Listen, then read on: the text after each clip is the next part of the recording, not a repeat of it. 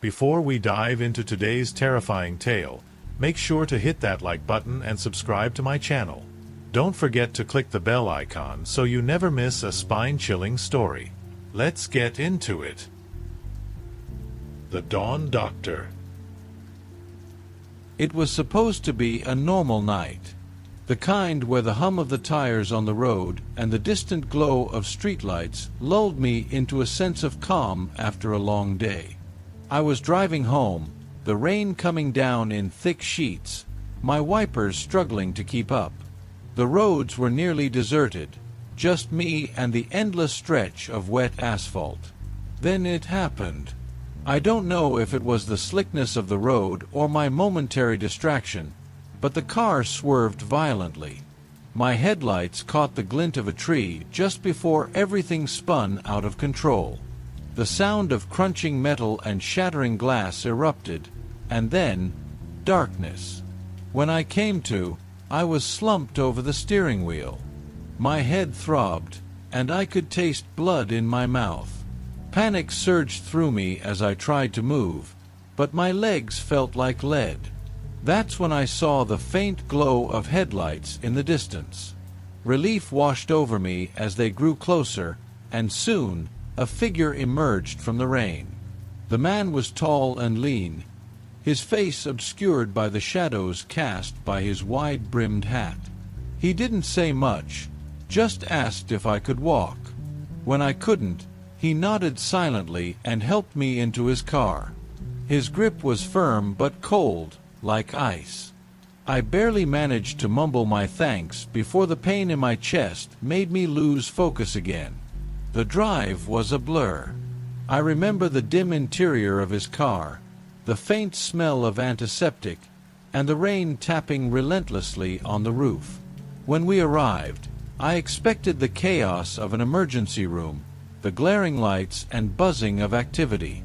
Instead, the place was eerily quiet. The hallways were dimly lit, and the walls seemed old, almost decayed.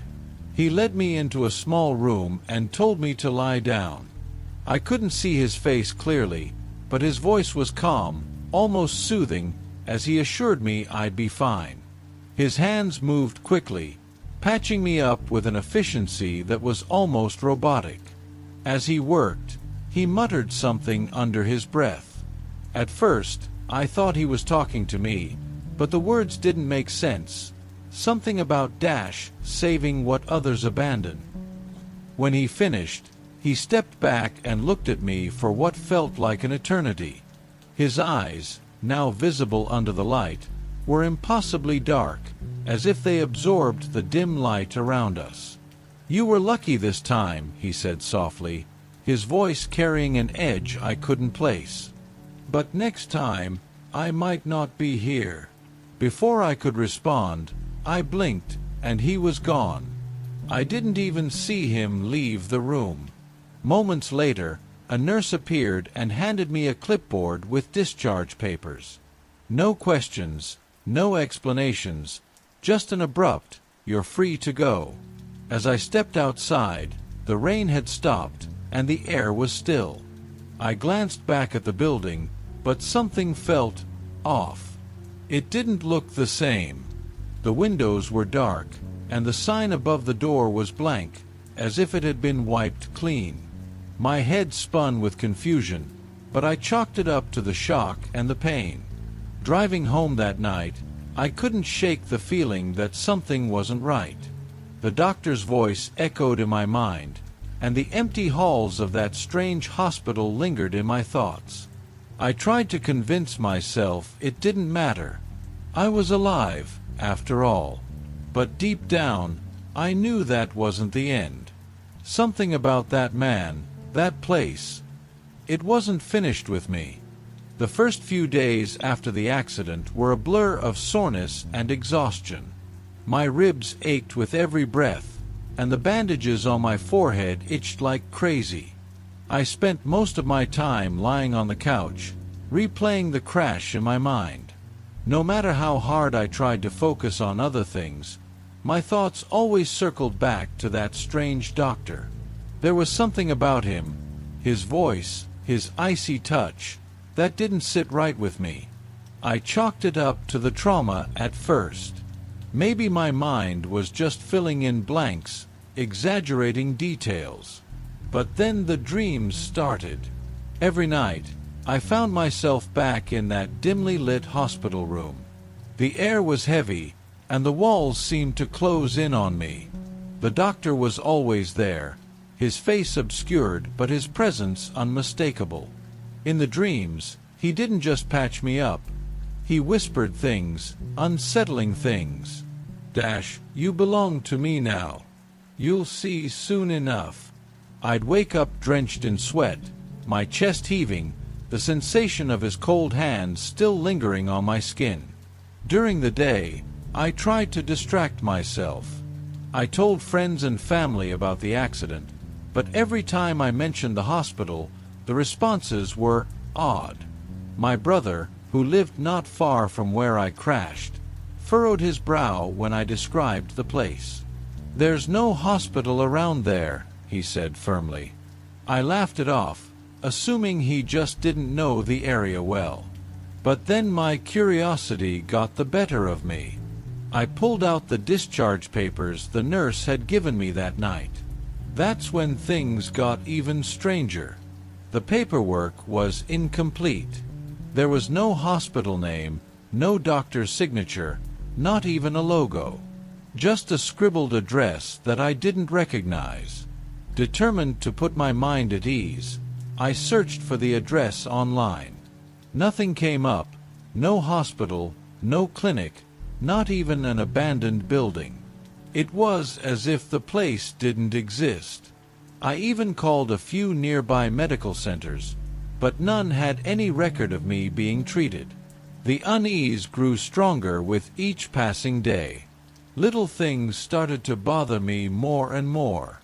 The bandage on my arm, where the doctor had placed N4, left a faint bruise shaped almost like a handprint. No matter how hard I scrubbed, it wouldn't fade. I tried to convince myself I was overthinking it. Maybe the hospital was some off-the-grid facility, and the doctor was just an eccentric guy. But deep down, I knew there was something else at play. Something darker. One evening, as I sat on the couch scrolling through my phone, I noticed movement out of the corner of my eye.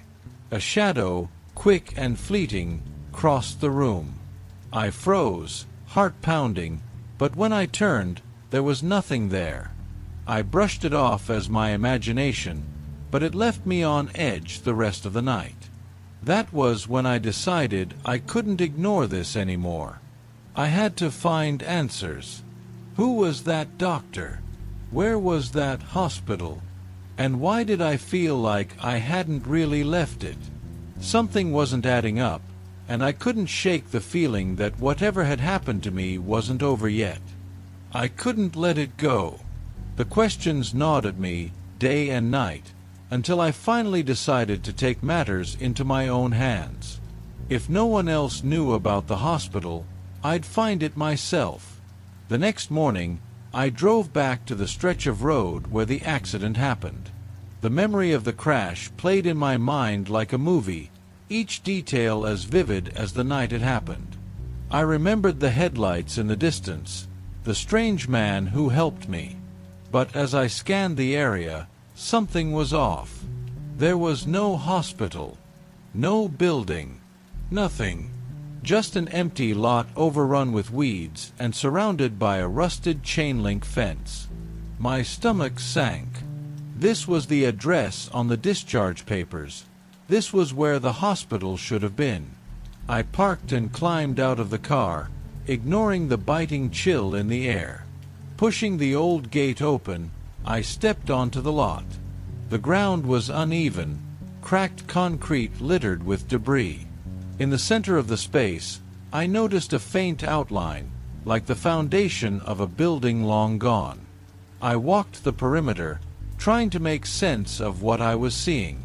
The air felt heavy, oppressive, as if the place itself didn't want me there. Then I noticed something glinting among the rubble. Kneeling down, I picked up a small metal tag. It was tarnished, the writing nearly illegible, but I could make out a name. Dr. Elias Mercer Dash. The name hit me like a jolt of electricity. I didn't know how, but I was certain it was him, the doctor who had treated me. Clutching the tag, I hurried back to my car, heart pounding. Back home, I dove into research. It took hours, but I finally found something, a newspaper article from decades ago. Dash tragedy at Riverside Hospital. Mysterious fire claims 12 lives. The article detailed a fire that destroyed the hospital, killing patients and staff alike. Among the dead was one Dr. Elias Mercer, a prominent surgeon with a controversial reputation. The more I read, the colder I felt. Mercer had been accused of unethical practices, experimenting on patients under the guise of treatment. There were rumors that he was obsessed with death, claiming he could cheat it through his work. The accusations never led to charges, but his reputation was tarnished before his death in the fire. I leaned back in my chair, my mind spinning. If the hospital had burned down years ago, what had I walked into that night? Who, or what, had treated me? The nightmares came back with a vengeance that night. I saw Mercer standing over me, his cold hands pressing into my chest. His eyes, black and hollow, bored into mine as he whispered, "Dash, you owe me." I woke up gasping for air, my body drenched in sweat. I couldn't ignore the feeling that something had attached itself to me, something dark and relentless. And now, I had a name to go with it. Dr. Elias Mercer wasn't just a figure from a tragic past. Somehow, he had crossed over into my present, and I feared he wasn't done with me yet. The dreams didn't stop. Every night, I woke up with my chest heaving and my body trembling. Mercer's face lingered in my mind, his voice echoing in my ears like a sinister lullaby. "You owe me," he whispered again and again, each word cutting deeper into my sanity. By now, I couldn't tell what was real anymore. Shadows danced in the corners of my vision during the day, dark and fleeting. Lights flickered when I entered a room, and the once comforting hum of my apartment grew oppressive, as if the walls themselves were closing in. I couldn't take it anymore. I had to know what Mercer wanted, or how to get him out of my life. I returned to the articles about the fire, scouring every word for clues. One detail stood out. The fire had started in Mercer's private lab, a section of the hospital that wasn't on any official blueprints. Rumors suggested he'd been performing an experiment that night, something to do with preserving life at any cost. Preserving life. My skin crawled at the thought. Was that why he'd saved me? Was I just another part of his twisted work? Desperate for answers, I tracked down a local historian who specialized in urban legends and tragedies. His name was Martin, and his office was a cramped, dusty space above a bookstore downtown. When I showed him Mercer's name, his face paled. "Why are you looking into this?" he asked, his voice low and cautious. I told him everything: the crash, the hospital, the doctor. By the time I finished, his hands were trembling as he sifted through old files and clippings. "People have claimed to see him before," Martin said, pulling out a faded photograph of a man in a white coat with piercing eyes. "Mercer. But it's always after some kind of accident or near-death experience. They say he only appears to those teetering on the edge, those who should have died but didn't." "Why?" I asked, my voice cracking. Martin hesitated before answering. "They say it's a debt. Mercer saves you, but he doesn't do it for free. He takes something, and if you don't pay, he doesn't let go." I felt the blood drain from my face. "What does he take?" Martin shook his head. "No one knows. But the people who've claimed to see him, they don't last long. I left Martin's office feeling more lost than ever. What could I possibly owe Mercer? My life, my soul. The thought chilled me to my core. That night, I tried to stay awake, determined to keep Mercer out of my dreams. But exhaustion got the better of me, and when I closed my eyes, he was there, waiting. This time, the dream was different. I was back in the hospital room, but now it was decayed, rotting. Mercer stood over me, his cold hands pressing into my chest. "You can't escape," he hissed. "You're mine." I woke up screaming, my chest burning as if his hands had left icy marks beneath my skin. When I stumbled to the bathroom, I froze.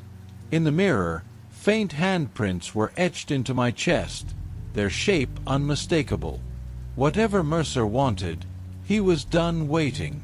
And I knew I was running out of time. I couldn't run from it anymore. Mercer wasn't just a nightmare. He was here, tethered to me in ways I couldn't understand. The handprints on my chest were proof. They burned like ice every time I moved, a constant reminder that my time was slipping away. I spent the next day scouring every resource I could find, diving into forums, archives, even conspiracy websites. Somewhere buried in the madness, there had to be a way to sever this connection. One thread, buried deep in a paranormal forum, caught my eye. It mentioned a ritual, an ancient one said to break spiritual bonds. It wasn't specific to Mercer, but it claimed to disrupt entities that fed on the living. It required a personal item from the spirit, an offering, and a place of power tied to the entity. I thought of the metal tag I'd found at the lot. It had to belong to him, didn't it? His name was etched into it, after all. And the lot itself, the remnants of his hospital, was the only place I could think of to perform the ritual. That night, I packed a bag with everything I thought I'd need: candles, matches, salt, and the tag. As I drove to the lot, the road seemed emptier than usual, the silence pressing in on me. When I reached the site, the air felt heavier, thicker, as if the space itself was alive and waiting. I set up in the center of the foundation, the crumbling outline of the hospital looming around me. I lit the candles and poured a circle of salt around the space. My hands trembled as I placed the tag in the center, muttering the words from the forum post like a prayer. At first, nothing happened. The night was eerily still, the only sound the crackle of the candles. Then, the air shifted. It grew colder, and the shadows around me seemed to stretch and writhe. "You think you can rid yourself of me?" Mercer's voice slithered through the darkness. I froze, my breath catching in my throat. He stepped out of the shadows, his figure more solid than in any of my dreams. His face was pale, his eyes hollow and endless. "You can't undo what's been done. You owe me." "No," I shouted, my voice shaking but defiant. "I didn't ask for your help. Whatever you think I owe you, I'm done." He moved closer, his presence suffocating. "It's not about asking," he hissed. "It's about balance. Life isn't free, and neither am I." I repeated the words from the ritual, louder this time, pouring all my fear and desperation into them. The candles flared, their flames turning an unnatural blue. Mercer's face twisted in anger as the air around us seemed to ripple. "You can't escape me," he growled, his voice echoing like thunder. "This isn't over." The tag in the center of the circle began to glow, the light growing brighter and brighter until I had to shield my eyes. When I looked again, Mercer was gone. The air was still again, and the oppressive weight had lifted. I collapsed to the ground, my body trembling with exhaustion. It was over. Or at least, I thought it was. The next morning, the handprints on my chest were gone, and the nightmares didn't return. But sometimes, late at night, I feel a chill in the air and hear faint whispers in the dark. And I wonder if Mercer is still out there, waiting, watching. Because debts like these don't truly disappear. They just hide in the shadows, waiting for the right moment to return. The deactivated hospital. It was one of those nights where the world felt off balance, like something was about to tip over but hadn't quite yet. The kind of night where every shadow seems too dark and every sound just a little too loud. I was on duty at the paramedic station, running on fumes from a long shift, when the call came in. It was a late-night emergency, another car accident. The voice on the radio barely finished giving the details before I was already heading out the door, grabbing my gear, and jumping into the ambulance. My partner, Mike, was with me as usual. The call said the patient was critical, and from the urgency in the dispatcher's voice, I could tell this wasn't going to be just another routine run. We got the coordinates, plugged them into the GPS, and were on our way. The roads were slick with rain, and the night felt heavier than usual, the kind of dense quiet that hangs over a city when everyone's locked away behind their windows. The GPS gave us an odd set of directions. Turn left, right, then left again, but it wasn't anything that raised suspicion at first. Maybe I was too tired to think clearly, or maybe the adrenaline of the call had already started kicking in, but something about the way the streets felt wrong. I couldn't put my finger on it. As we followed the GPS's commands, the cityscape started to change. The more we drove, the fewer lights we saw. We were heading out toward the outskirts, where the hospitals and emergency centers usually weren't located. I checked the address again. Everything seemed fine on the map, but the surroundings felt increasingly off. The hospital came into view like an old ghost rising from the dark, tall and gray, with an air of neglect hanging around it. The lights were on, but the building looked abandoned in a way that didn't fit with what we were told. The front door was propped open, a few cars parked in the lot, but no one seemed to be around. It was unsettling, like the hospital was trying to be alive but failing. This is it," Mike said, glancing at the building. He seemed uneasy too, but we both shrugged it off.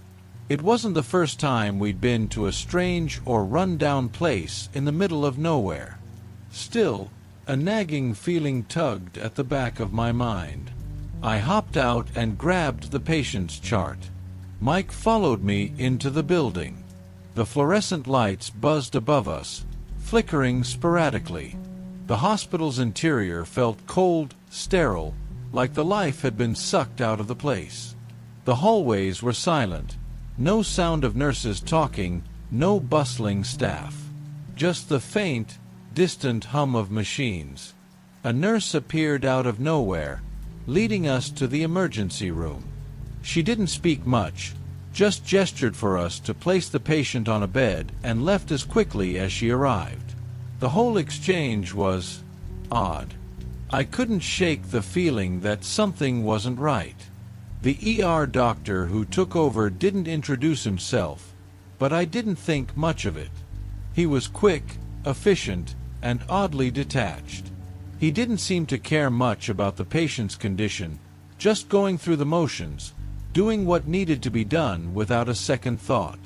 His hands were cold when he touched the patient's chest, his eyes sharp but distant.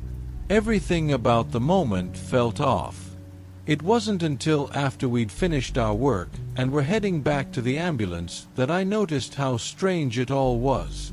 The staff had disappeared into the background, the doors were now shut, and the whole hospital had an eerie stillness to it, like no one was really there. Mike and I didn't speak much on the way back to the station. We were both uneasy, but neither of us wanted to be the one to admit it out loud. After a while, the rain picked up again, and by the time we got back, I was already brushing the experience aside, telling myself it was nothing more than a weird night on the job. But when I woke up the next day, that feeling, the one I couldn't quite shake, came rushing back. Something didn't make sense, something felt wrong, and no matter how I tried to rationalize it, it gnawed at me. The problem was, I couldn't figure out why. I thought I could just forget about it. I had plenty of other calls to focus on, but when I logged into the system the next morning to check the details of the patient I'd dropped off at that strange hospital, I found something that didn't add up. The hospital didn't exist in the records. It wasn't in the system. There was no trace of it. I assumed it was just a mistake, a glitch in the database, maybe. But as I asked around the station, I found something even worse. No one knew the place. No one had ever heard of it. I stared at the empty, error-filled screen, feeling a chill creep down my spine. The GPS had brought me there. I'd seen it with my own eyes. Yet it was as if the hospital had never existed at all. And that was just the beginning of the nightmare. The confusion from the night before lingered in my head, but I tried to shake it off. Maybe I was just tired, running on fumes after a long shift. But something about that hospital, the way it felt so out of place, was gnawing at me. I kept replaying the events over and over in my mind, looking for an explanation that made sense. But the more I thought about it, the more everything seemed to unravel. The next morning, after a restless night, I returned to the station. I tried to focus on the routine, checking the equipment, getting ready for the next call, but the nagging thoughts wouldn't leave. I went to the computer to look at the logs from last night's call, hoping that maybe I had missed something in the haze of exhaustion. But when I typed in the address of the hospital, nothing. No record of any hospital in that location. I double-checked the GPS data from the ambulance. It had clearly brought me to that place. I even checked my own logbook, and there it was, marked as the hospital I delivered the patient to. But when I searched for it online, there was no mention of it anywhere. My heart sank. I asked around the station, but no one knew anything about it. One of the paramedics joked that maybe I was seeing things, that I was just overtired. But I wasn't imagining it. I knew what I had seen. I couldn't let it go. Something about it didn't feel right, and I had to know what had happened. The next day, I decided to go back to the hospital. Maybe it was a mistake. Maybe I had gotten the address wrong or had misremembered something. But I had to see it for myself. I drove to the location that the GPS had sent me to the night before. But when I arrived, the site looked completely different. There was nothing there but an empty lot overrun with tall grass and weeds. No sign of the hospital. No sign of anything that looked even remotely like the place I had been. I got out of the car and stood there, staring at the lot, feeling the unsettling weight of confusion press down on me. Had I gone crazy? Had the hospital really been demolished like everyone said?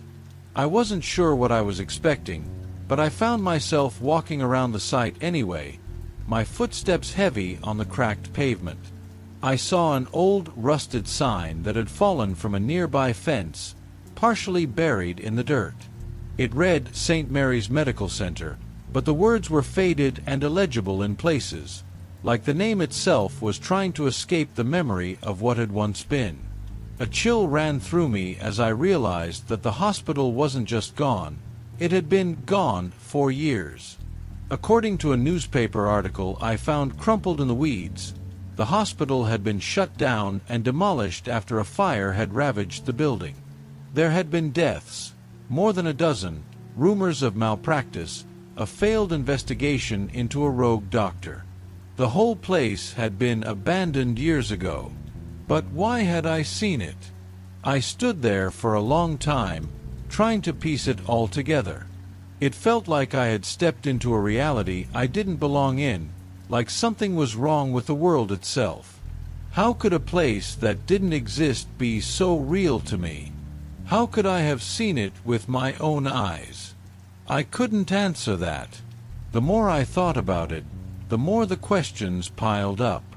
Had I imagined the entire thing?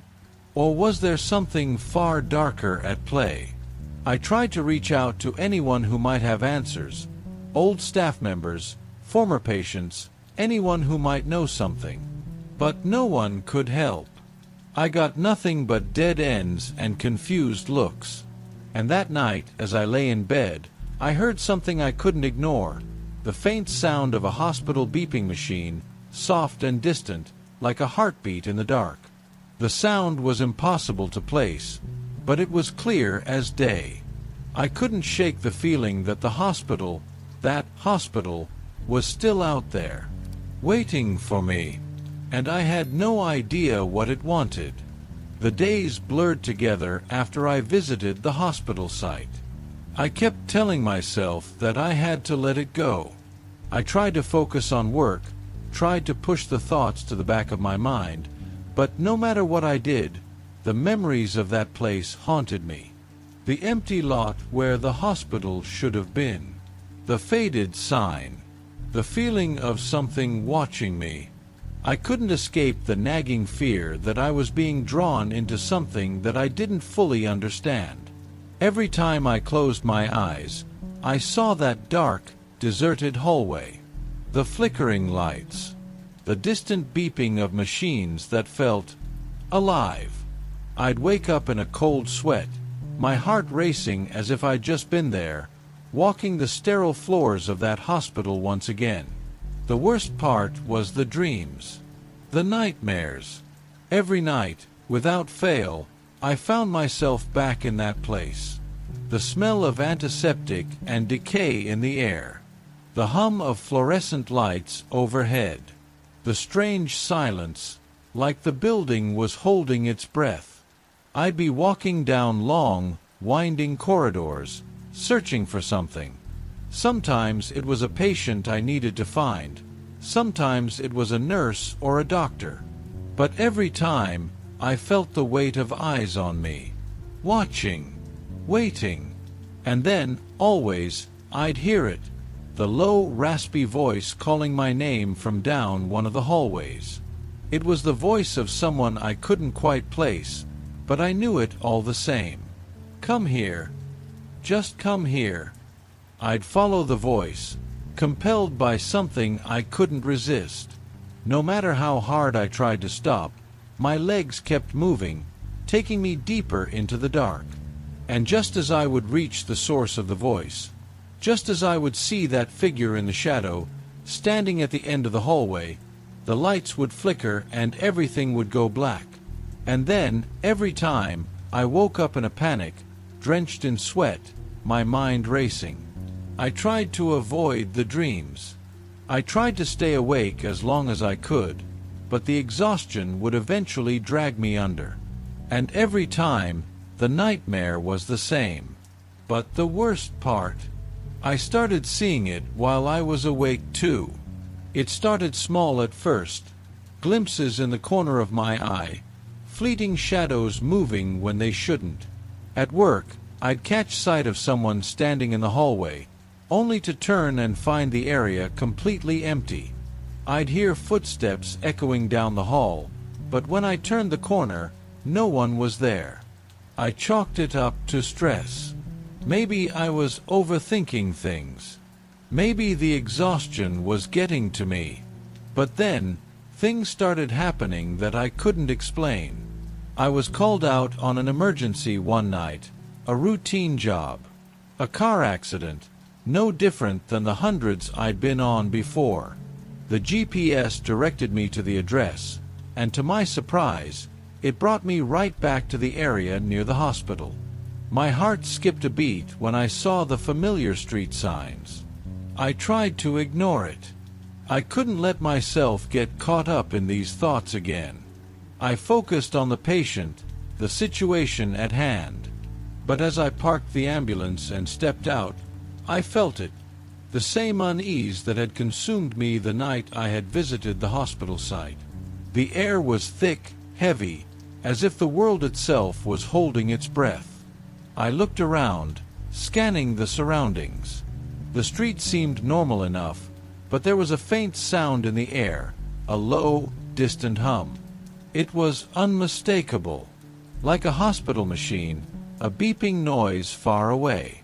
I couldn't tell if it was real or if my mind was playing tricks on me, but the sound was there. I moved toward the scene, trying to push the feeling aside. But then, just as I reached the patient's side, I saw it. Across the street, through the trees, just barely visible, I could make out the shape of a building. Its outline was hazy, like a mirage, but there was no mistaking it. It was the hospital. The one that shouldn't exist. The hairs on the back of my neck stood up, and I froze, my blood turning cold. This wasn't real. I couldn't be seeing it again. I blinked and the building was gone, replaced by empty space. My heart pounded in my chest as I turned back to the patient, but the dread in my stomach refused to subside. I quickly finished up the call and returned to the ambulance, my hands shaking. It wasn't until I got back to the station that I started to really piece everything together. The more I thought about it, the more everything seemed to spiral into something I couldn't control. The hospital, the voices, the dreams, it was all connected. There was something in that place. Something dark. Something that had reached out to me, pulled me in. And now it was following me. I don't know how much longer I can keep pretending everything's okay. Every day it gets worse. The nightmares have intensified, and the feeling of being watched is never far behind. It's as if I'm stuck in a loop, spiraling deeper into something I can't escape. Every time I close my eyes, I hear that low, raspy voice calling me from the shadows. But it doesn't stop there. It follows me in the waking world too, like a shadow that clings to my every step. I can't shake the feeling that something is with me, something watching, waiting. It's been happening more often now, these strange occurrences that can't be explained away. The other night, I was alone in the apartment, trying to distract myself with a movie. The silence was oppressive, heavy like the air before a storm. I was just starting to relax, the glow of the TV screen washing over me, when I heard a soft knock at the door. I froze. At first, I thought it was just the wind, maybe something against the door from the outside. But the knocking came again, louder this time. 3 quick, deliberate taps, followed by a silence so thick it almost felt suffocating. I got up, my heart pounding in my chest, and walked cautiously toward the door. My hand hovered over the doorknob, but I couldn't bring myself to turn it. I didn't want to know who, or what, was on the other side. The knocking came again. This time, more insistent. It was almost like someone, or something, was waiting for me to open the door. But I couldn't bring myself to do it. I stood there for what felt like an eternity, my mind racing. Should I call the police? Was it just some prank, someone messing with me? But deep down, I knew it wasn't just a prank. It wasn't something I could explain away. Then, just as suddenly as it started, the knocking stopped. The silence was deafening. I didn't open the door. I couldn't. Instead, I backed away slowly, heart still hammering in my chest. My hands were trembling, my mind a blur of fear and confusion. I couldn't stay in that apartment. Not with that feeling. Not with whatever had been knocking. I grabbed my phone and called a friend, someone I hadn't spoken to in a while. I needed to get out of there. I needed to feel safe, even if it was just for a little while. When I got to my friend's house, I tried to calm down. I told them about the knocking, about the things that had been happening to me, the feeling that something was wrong. But they just listened, nodding, not really saying much. They probably thought I was just stressed. I wanted to believe that too. That night, I crashed on their couch, exhausted. But sleep never came easy. Every creak in the floorboards, every rustle outside the window, made me jump. The nightmares were right there in my mind, just waiting for me to close my eyes. The next day, I went back to my apartment, convinced that whatever I'd experienced was just a fluke. But when I opened the door, I was met with a chilling sight. There, on the floor, was a small envelope. It was just lying there, like someone had placed it there carefully. No return address, no name, just a plain white envelope. I reached down and picked it up with trembling hands. Inside, there was a single piece of paper, and scrawled on it, in uneven handwriting, were 3 simple words. Come back to me. My heart stopped. The air in the room seemed to thicken, pressing down on me. I looked around the apartment, expecting to see someone, something. But there was no one. No trace of anyone having been there. I don't know how, but I knew who had left the note. It was the same voice from my dreams, the same voice I'd heard in the hospital. I didn't want to go back. I didn't want to face whatever was pulling me into this nightmare. But I couldn't shake the feeling that I was being drawn into something I couldn't escape. Something that knew me. Something that had been waiting for me. I can't tell anyone about this. No one would believe me. And I don't think I want them to. But deep down, I know I have to face it. Whatever it is. Because if I don't, I fear it will come for me again. I don't know how to describe what I'm feeling right now. The last few days have been a blur of confusion and terror. I wish I could say that I'm okay, that I've figured everything out and can move on, but I know that's not true. I feel it, deep inside me, that whatever has been haunting me, whatever is connected to that hospital, it's not over. It hasn't even begun. The note. It shook me. I couldn't stop thinking about it, couldn't shake the words written in that unsettling handwriting. Come back to me. It was like a command, a pull, something that didn't want to let me go. I couldn't avoid it any longer.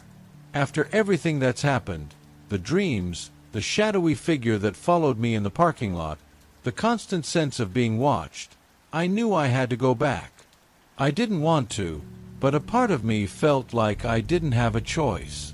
It was as if whatever was out there in the dark was calling to me, needing me to come back. I returned to the old hospital site, the place I thought was demolished. It was night again. The same oppressive quiet hung in the air, thick and heavy, as if the world itself was holding its breath. I parked my car at the edge of the empty lot, the lights of the city faint in the distance. I don't know why I didn't turn back, why I didn't just drive away. But something in me knew this was the only way to stop it. Or maybe, just maybe, the only way to survive. I got out of the car and walked toward the spot where the hospital should have been. The ground was uneven, patches of dirt and grass scattered where the building once stood.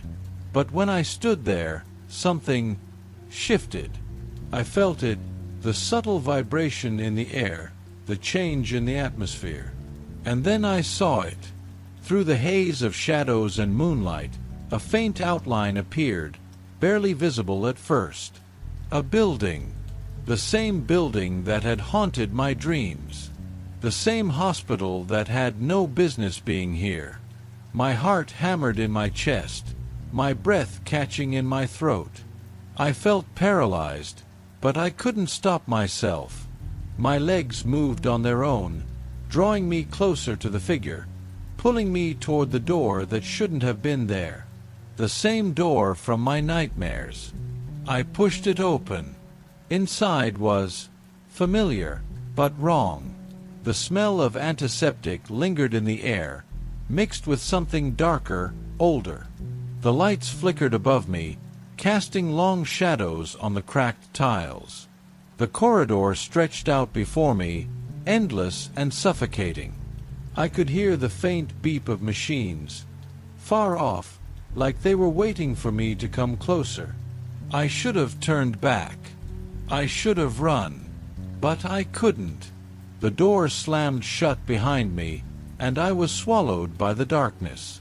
I don't know how long I walked through that labyrinth of hallways, but it felt like hours. Every turn led me deeper into the bowels of the building. Every corner felt like it was closing in on me. The air was thick with decay. The walls seemed to pulse with an energy I couldn't explain. I heard footsteps behind me, slow, deliberate. I turned, but no one was there. I kept walking. Then I heard the voice again. The same raspy, low whisper that haunted my dreams, calling me from the darkness. Come here. Just come here. I didn't want to go, but I couldn't stop myself. My feet carried me forward, down the hall, to the source of the voice. There, in the distance, I saw a figure standing by a door, illuminated only by a flickering light. It was him, the doctor. I froze.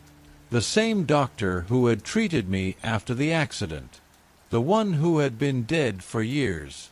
He was standing there, staring at me with those cold, lifeless eyes. His mouth opened, but instead of words, there was only a soft, wet sound. It was like he was trying to speak, but his voice had been lost in the static of the hospital's machines. And then, everything clicked. This wasn't just a dream. This wasn't just a hallucination. I was standing in a place that shouldn't exist, face to face with a man who couldn't possibly be here. He was part of it, part of whatever nightmare had dragged me back into this place. I took a step back, my body trembling with fear, but I couldn't move. My heart was in my throat, my legs weak beneath me. The doctor lifted his hand, and in his palm was a small, black object. A needle, a syringe. Don't fight it, he said, his voice low and distant, distorted, like he was speaking from underwater. You're here because you have to be. You're already part of it. Before I could react, the light above us flickered one last time, and everything went dark. I don't know what happened after that. The next thing I remember, I woke up back in my car, parked at the edge of the empty lot, the city lights still a distant blur. My hands were shaking. My head felt heavy, as if I had just woken from a deep, unnatural sleep. But I knew that the nightmare wasn't over. The hospital wasn't gone. It was still out there, waiting, and I was still part of it. I don't know what to do now. I don't know if I'll ever escape this place or whatever it is that's been pulling me in. But one thing is certain, I can't forget. It will never let me go. The Hallway Nurse. It was a quiet night, the kind that makes you feel like time is standing still. I had been feeling off for a couple of hours, sharp pains in my chest that wouldn't go away, making it hard to breathe. I tried to ignore it at first, hoping it was just stress or maybe something I ate. But as the pain intensified, I knew I couldn't wait any longer. I grabbed my jacket and rushed to the nearest emergency room. When I arrived, the place was practically empty. The waiting room was dimly lit, and the only other people were a couple sitting silently in the corner, their eyes glued to their phones, and an elderly man asleep in a chair near the entrance. The silence in that room was almost deafening, like everyone was holding their breath. It didn't feel right. The receptionist looked up from her desk as I approached, her face tired and unbothered, like she had seen it all before. I gave her my details, and after what felt like an eternity, she finally directed me to sit in one of the chairs. I kept shifting, trying to get comfortable, but the pain in my chest wouldn't let up. Every minute felt like an hour. I couldn't help but notice the flickering lights above me, casting a sickly glow across the room. There was a coldness in the air, and every now and then I'd hear the soft hum of the fluorescent lights, but other than that, there was no noise, no sounds of bustling nurses or doctors rushing around like you'd expect in a busy ER. And then, just as I was about to give in to the discomfort and leave, I heard a voice. Soft, calm, almost too calm. "Mr. West." I looked up, startled. There was a woman standing near the hallway, dressed in a white nurse's uniform. She looked normal, but something about her posture seemed too rigid, too precise. Her face was pale, almost ghostly under the flickering lights. "Yes," I replied, my voice sounding strained. She smiled. "I'm here to take you to your room. Please follow me." I hesitated for a moment, but the pain was growing worse, and I didn't want to argue. She led me down the hallway, the sound of our footsteps echoing in the empty corridor. The further we went, the more unsettled I felt. It wasn't like a regular hospital. It felt off. The walls were too white, too clean, and the air had that antiseptic smell, but there was something else beneath it, something faint, like stale air or something rotting. It was unsettling. She stopped in front of a door near the end of the hallway and opened it without knocking. "In here," she said, ushering me into a small room with a single examination table. I stepped in, trying to shake off the strange feeling crawling under my skin. The nurse gestured for me to sit on the table. "We'll get you sorted out in no time," she said, her voice still too calm. "Just relax." I climbed up onto the table, trying not to look too closely at the equipment around me. The room felt too small, too isolated, and that nagging feeling in the back of my mind wouldn't let go. "How long have you been experiencing the pain?" she asked, taking a clipboard off the counter. "Just a few hours," I replied, though it felt like much longer. She took my vitals, blood pressure, heart rate, temperature, writing everything down in her neat, methodical handwriting. Her fingers didn't shake once, not even when she pricked my finger for a quick blood test. Her eyes stayed fixed on the paper, never meeting mine. I was starting to feel dizzy, my vision blurring at the edges. The room seemed to spin slightly, and I couldn't focus on her movements anymore. "I don't feel so good," I muttered, trying to sit up. But she stopped me, her hand gently pushing me back down. "Just a little rest, Mr. West," she said soothingly. "You'll be fine. Just relax." I could barely keep my eyes open. My mind was foggy, and I felt like I was drifting in and out of sleep. It was as if I were sinking, unable to keep my head above water. My breath was slow, labored, and everything around me started to fade to black. I don't know how long I was out. Maybe minutes, maybe hours. When I opened my eyes, everything felt wrong. The room I was in didn't look like the exam room I had been in earlier. The lights were dimmer now, casting long, unsettling shadows across the sterile white walls. I could hear the soft hum of the fluorescent lights above me, but there was no other sound. No beeping machines, no footsteps in the hallway, no chatter or shuffling of nurses and doctors. It was as if the entire hospital had become a tomb.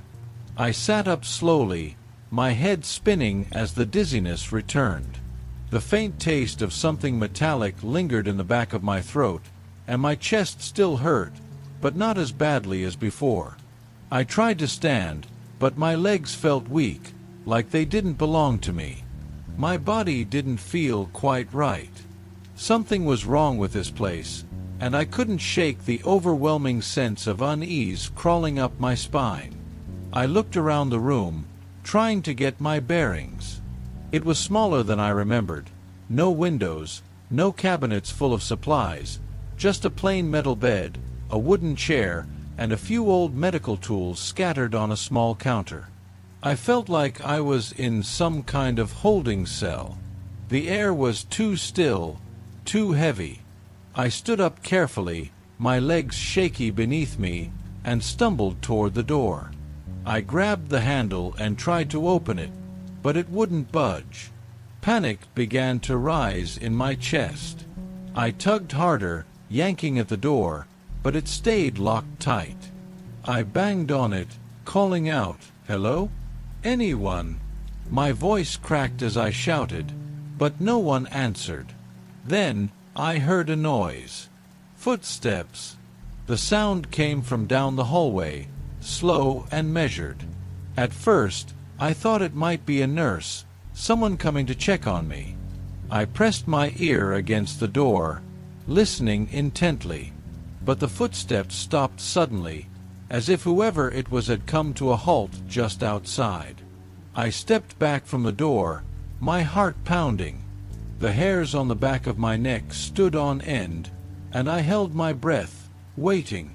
The silence that followed was suffocating. It felt like the world was holding its breath too.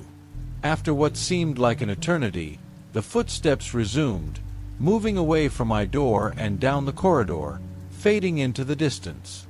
I didn't know what to do. I had no idea where I was, why I was here, or even how long I had been unconscious. The last thing I remembered was that nurse, that woman. She had been so calm, so distant, like she was almost too perfect.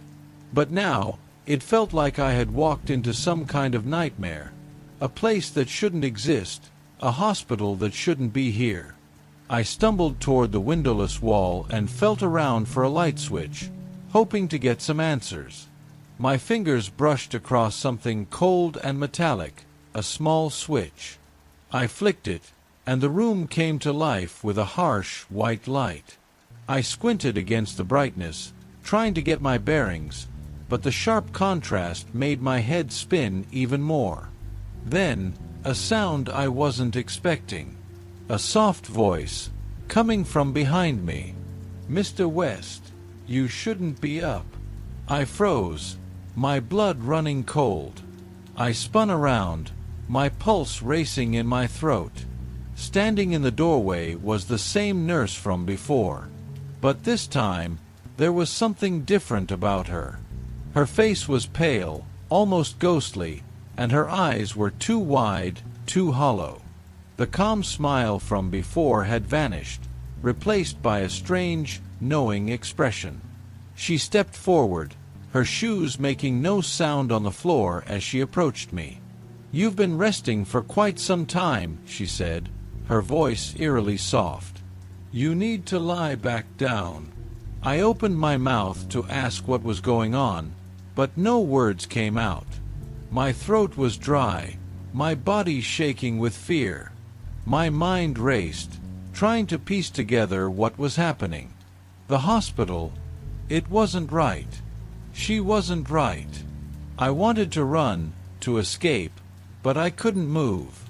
It was like my legs were frozen, my body trapped in place. She took a step closer, and I felt a chill sweep over me. I had to get out. I had to leave this place.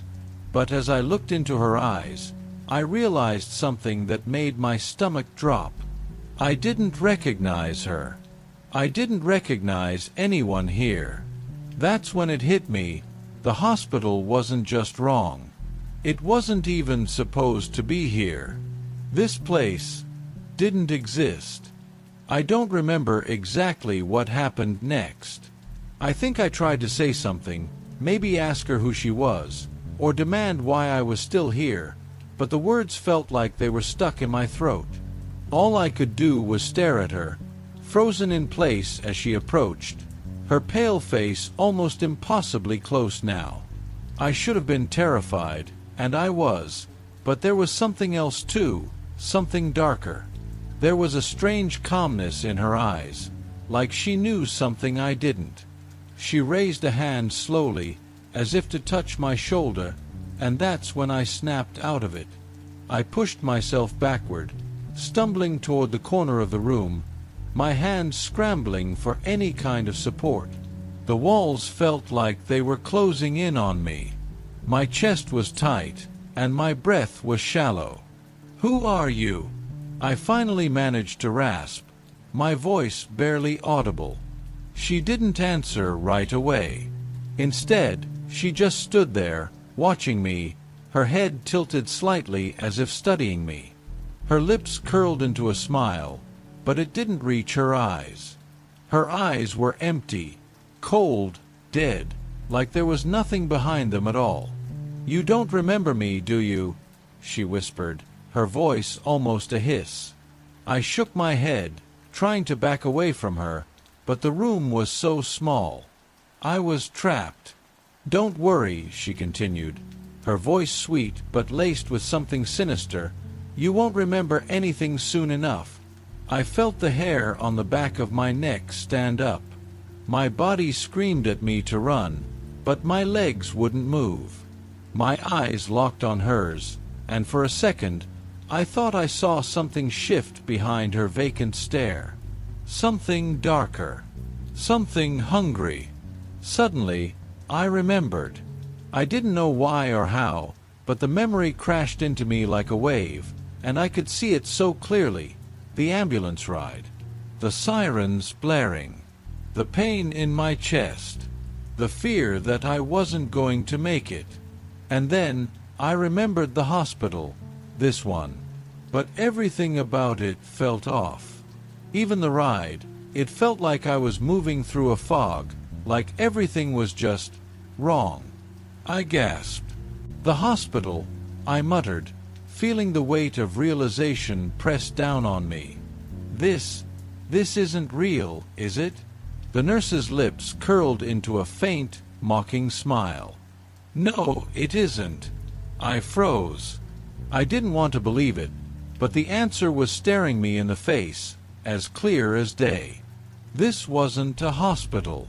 The floors, the walls, the hallway outside, it all felt like a facade, a twisted mockery of a place that was never supposed to be.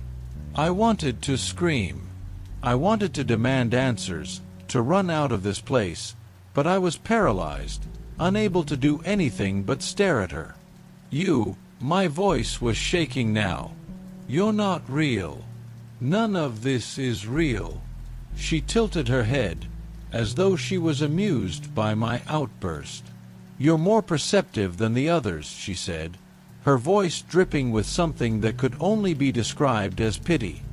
"But that won't help you now." Before I could respond, she turned away from me and walked toward the door. The door. I hadn't even noticed it before. It was slightly ajar, and for the briefest moment, I thought I might escape. But then I heard it. Footsteps.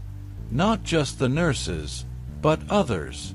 Faint, but unmistakable. I tried to look past her, toward the hallway outside, but it was too dark to make out anything beyond the door. My pulse raced as I realized what was happening. I wasn't alone. Where are they? What do they want? I whispered to myself, but the nurse didn't answer. Instead, she just stood there, watching me with those cold, hollow eyes, and for the first time, I noticed something truly disturbing. There were no sounds, no beeping monitors, no shuffling feet of nurses in the halls, no distant voices. Just silence. Everything about this place screamed wrongness. And then, it hit me again. The last thing I remembered about this hospital, it was supposed to be closed, demolished, years ago. But here I was, stuck inside. And then she spoke, and her words were like a death sentence. "You should never have come here." The door creaked open, and the light from the hallway bled in, casting long, eerie shadows across the room. Something else stepped into the doorway, another figure, this one wearing a white coat. It wasn't another nurse. It was a man. I don't know how I knew, but I could tell he wasn't human. He wasn't alive. And as he stepped into the light, I understood the full truth. This wasn't a hospital. This was a place for the dead. I don't know how much time passed after the figure appeared in the doorway, but the moment he stepped inside, the temperature in the room seemed to drop. I could feel it, the coldness, not just in the air, but in my bones. It was a deep, suffocating chill that made my skin crawl. The nurse didn't move. Neither did I. The man in the doorway, the one I could now see more clearly, had an unsettling presence about him. He was tall, impossibly thin, his face pale and gaunt. His eyes, like the nurse's, were hollow, deep black holes that seemed to swallow all the light in the room. He didn't speak, but I could feel his gaze on me, cold and judgmental, as though he were waiting for something. The nurse, however, turned to him with a strange reverence in her eyes. "Is he ready?" she asked, her voice now soft and eerie, like she was addressing a higher power. I swallowed hard, but I couldn't answer. I couldn't move. My chest tightened, and I realized then that I wasn't sure if I could even breathe properly anymore. The man nodded slowly, his lips curling into a tight, cruel smile. "Not yet," he whispered, his voice low and rasping. "But soon." I felt a wave of dread flood through me as I tried to make sense of what was happening. What did he mean? What did he want from me? And why did everything feel so wrong? This place, it wasn't real. I was sure of it. I had been to the hospital before, the real one, the one that no longer existed. And this was nothing like it. It wasn't a hospital. It wasn't even a place for the living. I shook my head, trying to snap out of the haze that seemed to cloud my thoughts. I was so disoriented, but deep down, I knew something was terribly wrong. They weren't just strangers. They were something else. And then I heard the footsteps again. Only this time, they weren't faint. They were heavy, deliberate, coming from the hall outside the room. I couldn't see anything through the open door, but I could hear them clearly. Multiple sets of footsteps, marching in unison, like a procession. I tried to sit up, my hands clutching the bed, my mind screaming at me to get out. But I couldn't. I couldn't move. I was trapped, surrounded by these people, these things, that weren't people at all. "You've seen too much," the nurse said suddenly, her voice cold, like a knife being drawn from its sheath. "You should have never been brought here.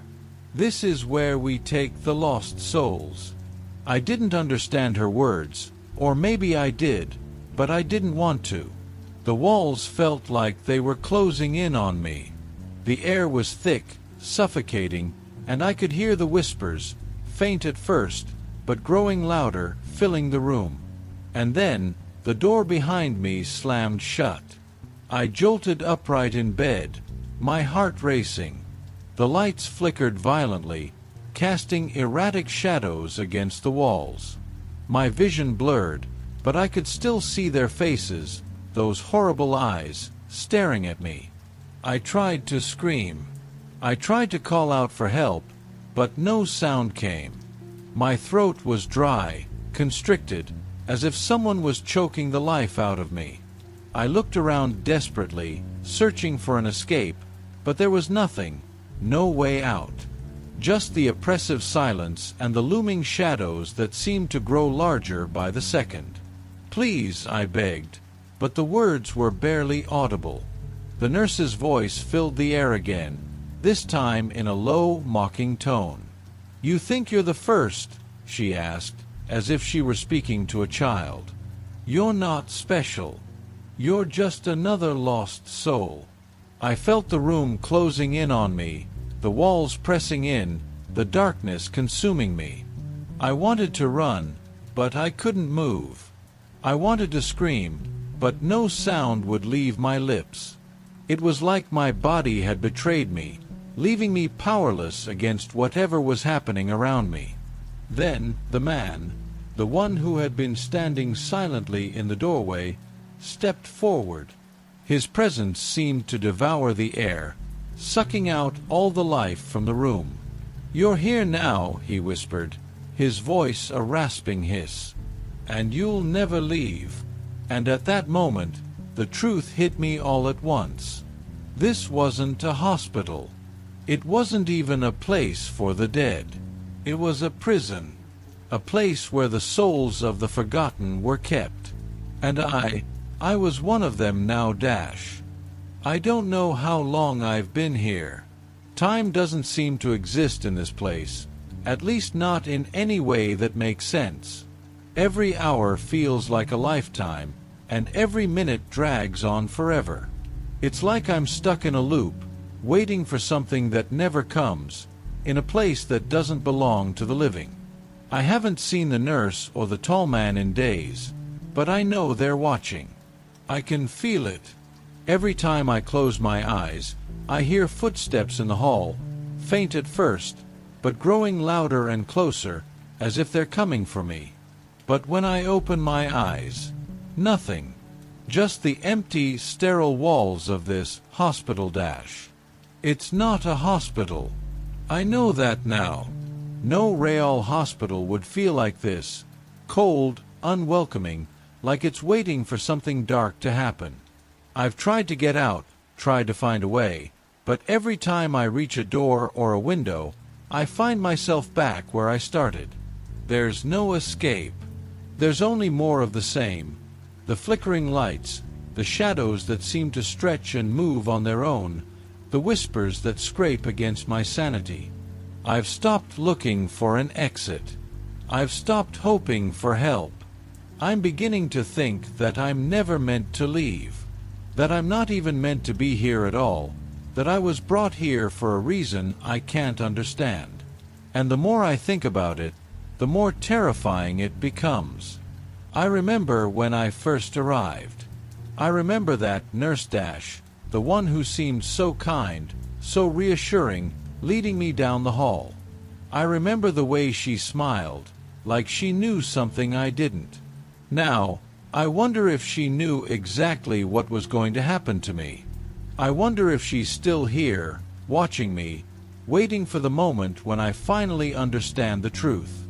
I don't know if I'll ever find peace. Every day feels like an eternity, trapped in this place that isn't real. It's like I'm a part of a nightmare that won't end. I've started hearing other voices now, other people who must have been brought here like me. They whisper, but I can never make out the words. Sometimes I hear them crying.